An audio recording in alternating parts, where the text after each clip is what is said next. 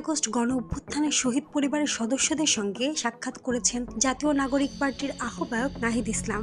শনিবার 5 জুলাই সকাল 10টায় বগুড়া শহরের পর্যটন মোটেলে এই সাক্ষাৎ অনুষ্ঠিত হয়। এই সময় নাহিদ ইসলামকে সামনে পেয়ে আবেগ ধরে রাখতে পারেননি শহীদ পরিবারের সদস্যরা। অনেকেই আপ্লুত হয়ে পড়েন।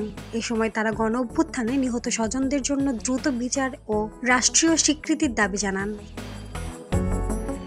শহীদ পরিবারের সঙ্গে এক আলাপচারিতায় নাহিদ ইসলাম বলেন, জুলাই সনদের মাধ্যমে শহীদদের আত্মত্যাগ ও মর্যাদা নিশ্চিত করা হবে। শেখ হাসিনা সহ আওয়ামী লীগ ও পুলিশের যারা ছাত্র জনতার উপর গুলি চালিয়েছেন তাদের বিচারের আওতায় আনা হবে।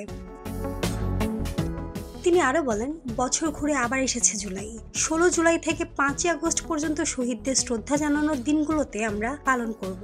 শহীদ পরিবারগুলোর সঙ্গে আমাদের সম্পর্ক চিরন্তন। বর্তমান সরকার হোক বা ভবিষ্যতের সরকার, সব সরকারেরই দায়িত্ব হবে এই পরিবারগুলোর আর্থিক ও সামাজিক মর্যাদা নিশ্চিত করা।